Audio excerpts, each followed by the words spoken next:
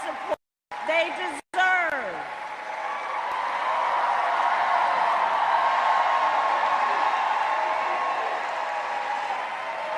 My plan will lower the cost of childcare. Again, it's about dignity. It's about seeing the strains and the pressures.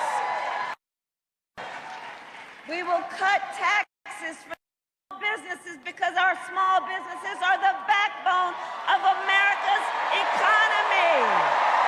Where are small business owners? Let me see small business owners.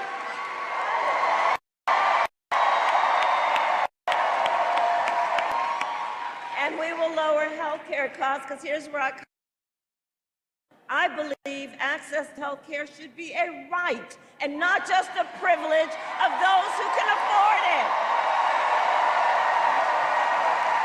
Dignity, values about the dignity of each of us, and the responsibility of real leaders to, unlike my opponent, not think that the measure of their strength is based on who you beat down, but the true measure of leader based on who you lift up.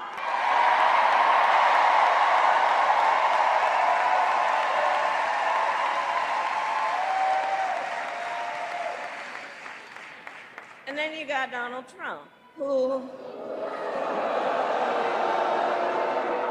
And his answer to the financial pressures you face is the same as it was the last time: another $1 trillion in tax cuts for billionaires and the biggest corporations. And this time he will pay for it with a 20% national sales tax on everything you buy that is imported: clothes, foods, toys, cell phones. A Trump sales tax that would cost the average American family, the economists have measured it, more than $4,000 more a year. And on top of that, Donald Trump is still trying and still wants to get rid of the Affordable Care Act, which would throw millions of Americans off their health insurance and take us back to when insurance companies could deny people with pre-existing conditions. You remember what that was? Well, we are not going back. We are not going back. We're not going back. We're not going back. No. Because just like Wisconsin's motto tells us, we will move forward. Yes, I love Wisconsin. And ours is a fight for the future, and it is a fight for freedom. Like the fundamental freedom of a woman to make decisions about her own body and not have her government telling her what to do. And we all remember how we got here. Donald Trump hand-selected 3 members of the United States Supreme Court with the intention that they would undo the protections of Roe v. Wade. They did as he intended, and now in America, 1 in 3 women lives in a state with a Trump abortion ban. And the harm we've seen. Many of those laws with no exception even for rape or incest, which is immoral. And he's not done. Ban abortion nationwide. Yes, even here in Wisconsin. It would be impacted. And he would restrict access to birth control, put IVF treatments at risk, and force, get this, and force states to monitor women's pregnancies. Just Google Project 2025. Just look at it. And everyone here I know understands. Let us agree, one does not have to abandon their faith or deeply held beliefs to simply agree the government shouldn't be telling her what to do. Not the government. Not the government. Not the government. Not some people up in a state legislature, and certainly not Donald Trump. And I pledge to you, when Congress, together with Tammy's help, when Congress passes a bill to restore reproductive freedom nationwide, as President of the United States, I will proudly sign it into law. Proudly.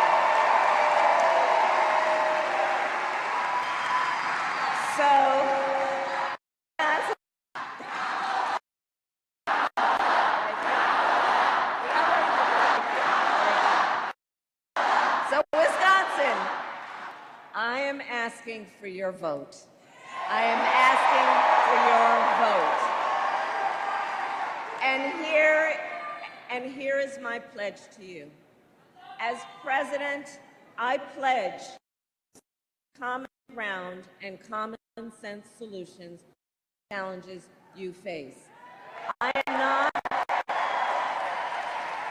am not looking to score political points. I am looking to make progress.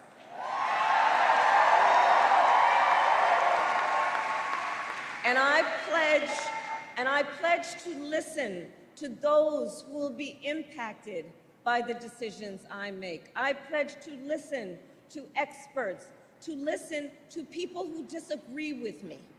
Because you see, unlike Donald Trump, I don't believe that people who disagree with me are the enemy. He wants to put them in jail. I'll give them a seat at the table. That's what real leadership is about. That's what strong leadership is about.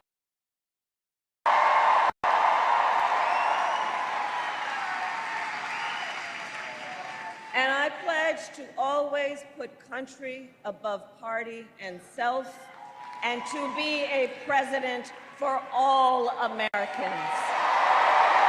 All Americans.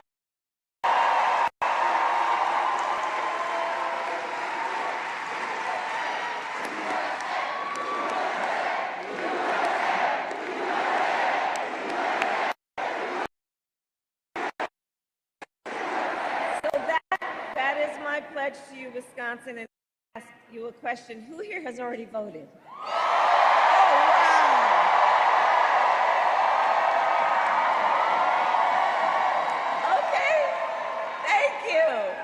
And now I ask you to please talk to your friends and your family and your neighbors and share your perspective on why this election is so important. And for you who have not voted yet, no judgment. Let me just be clear, no judgment at all. But get to it if you can. For those who have not yet voted, please think about right now your plan for voting. And think about where and when you will vote. And if you live here in Milwaukee, remember you can vote early now through Sunday, November 3rd.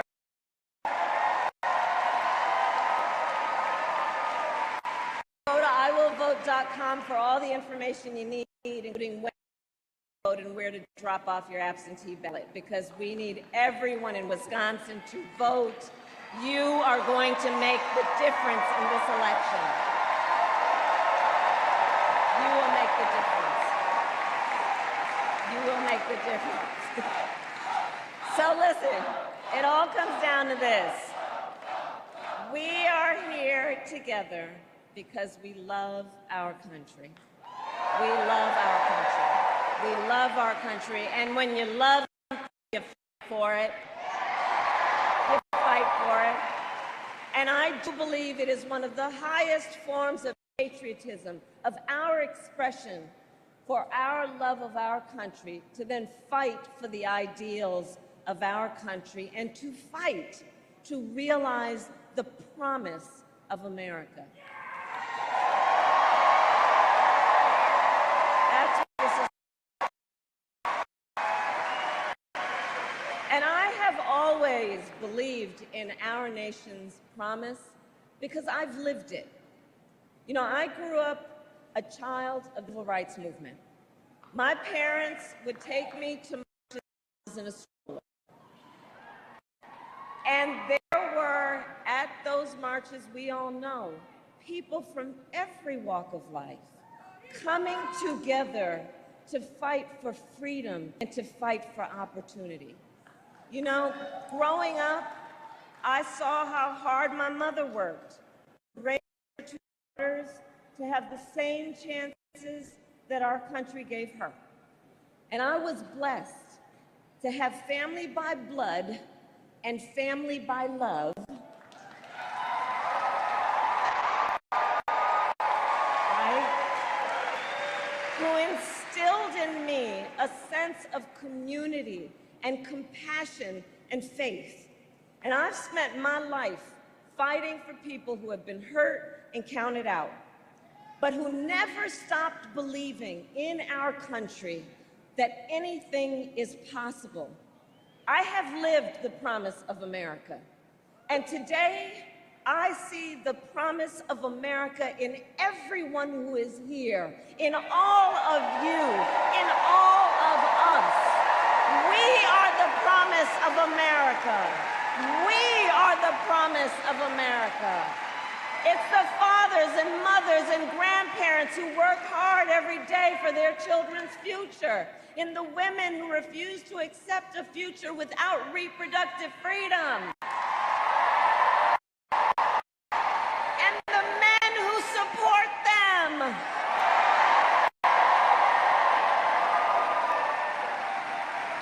It's in the Republicans who never voted for a Democrat before, but put the Constitution of the United States above party.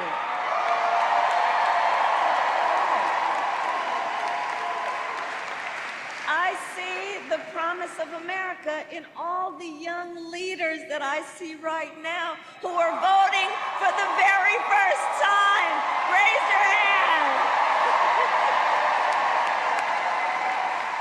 I love Gen Z.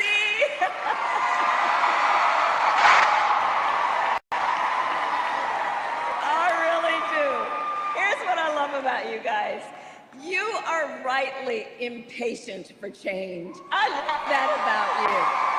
I love that about you. You are determined to live free from gun violence. You are going to take on the climate crisis. You are going to shape the world you inherit. I know that. I know that. And here's the thing about our young leaders. None of this is theoretical for them. None of this is political for them. It's their lived experience. It's your lived experience. And I see your power. I see your power, and I am so proud of you. Can we please hear it for our first-time voters? Can we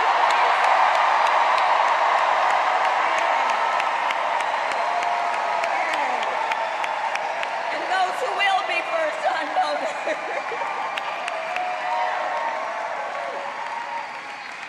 You know, the future of our country is so bright. We just have to see it. It's so bright. So listen, we got 4 days to get this thing done. 4 days. No one can sit on the sidelines. So let's spend the next 4 days so that when we look back on these days, we have no regrets about what we could have done. Let's know we did everything we could do.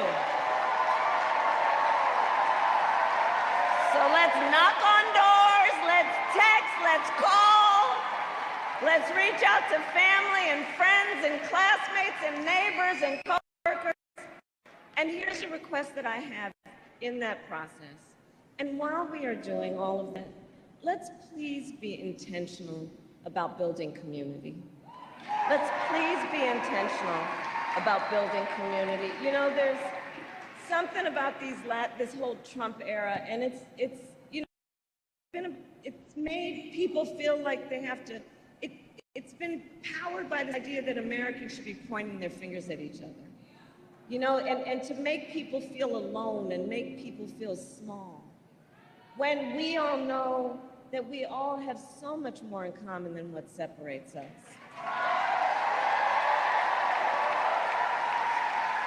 So let's be intentional about building community and building coalitions. There is strength and power in that will be long-lasting. And finally, I'll say, just remember